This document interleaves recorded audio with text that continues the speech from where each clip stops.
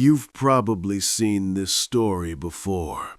You've watched videos explaining how American fighters suddenly started winning in the skies over Europe.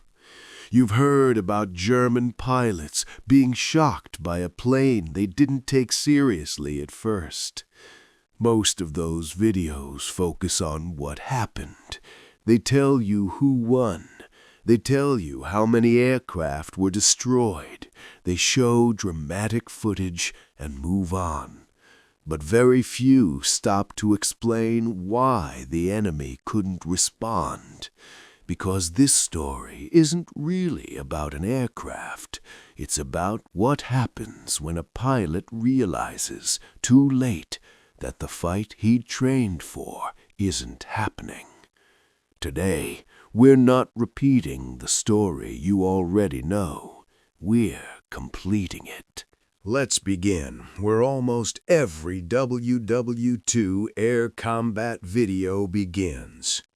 By 1943, the air war over Europe had become brutal.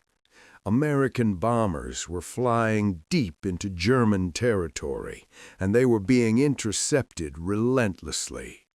To protect those bombers, the United States deployed several fighter aircraft.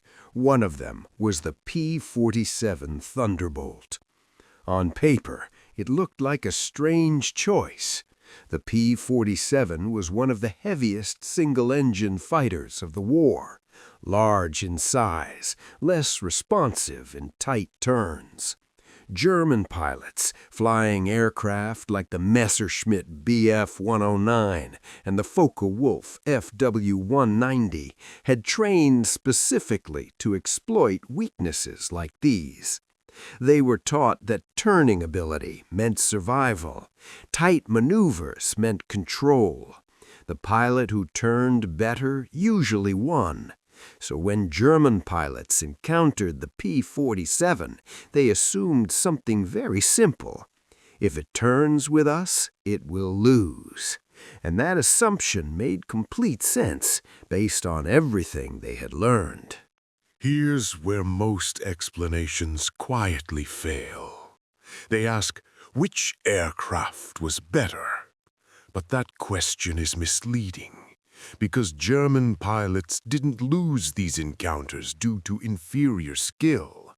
They didn't suddenly forget how to fly. They didn't become careless or incompetent. They lost because they were reacting to a combat situation that no longer existed. W2 air combat doctrine on both sides was built around mutual engagement.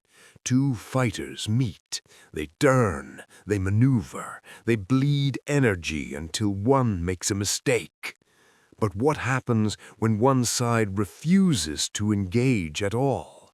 What happens when the enemy doesn't turn, doesn't chase, doesn't stay? That's the question most videos never slow down enough to answer. Colonel Hubert Zemke, commander of the 56th Fighter Group, wasn't satisfied with traditional answers. He understood something critical. The P-47's weaknesses were obvious, but its strengths were being ignored. Its weight meant momentum. Its powerful engine meant sustained high-speed dives. Its rugged construction meant it could survive stress that lighter fighters could not. Zemke didn't see a poor dogfighter. He saw an aircraft that could control when a fight began and when it ended. Instead of training his pilots to fight better, he trained them to avoid fighting entirely. This was not a small adjustment. It was a complete rejection of how air combat had been taught for decades. Here is the part most videos mention, but don't fully explain. Zemke positioned his aircraft above German formations. Altitude was not just a location, it was stored energy. When a P-47 dove, gravity accelerated it. Momentum increased its speed rapidly. German fighters below had seconds, not minutes, to react. The attack happened in one pass. No turning, no circling, no pursuit. The P-47 fired, climbed back up, and reset.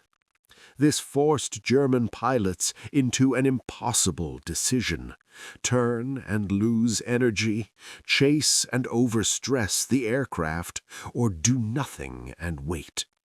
Every option led to vulnerability. German pilots were trained to expect resistance, not disappearance. This wasn't a dogfight. There was no skill contest, no second chance. Inside the cockpit, confusion replaced instinct.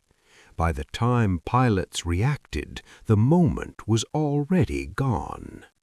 After the attack, the sky felt hostile, even when it was empty. For German pilots, the fear wasn't defeat. It was uncertainty. German aircraft were optimized for turning, not repeated vertical chases. Chasing a diving P-47 meant permanent altitude loss. This made them vulnerable to the next attack pass. Luftwaffe doctrine, built for individual dogfights, couldn't adapt quickly. By the time countermeasures were discussed, Allied air superiority was already forming. This tactic didn't just destroy aircraft. It changed confidence. American pilots knew they could disengage safely. German pilots knew they couldn't force an engagement. That imbalance matters more than numbers. Bombers survived longer. Escort tactics evolved, and air control slowly shifted. If you've already seen this story, now you know why it actually worked. Subscribe for the logic behind history, not just the highlights.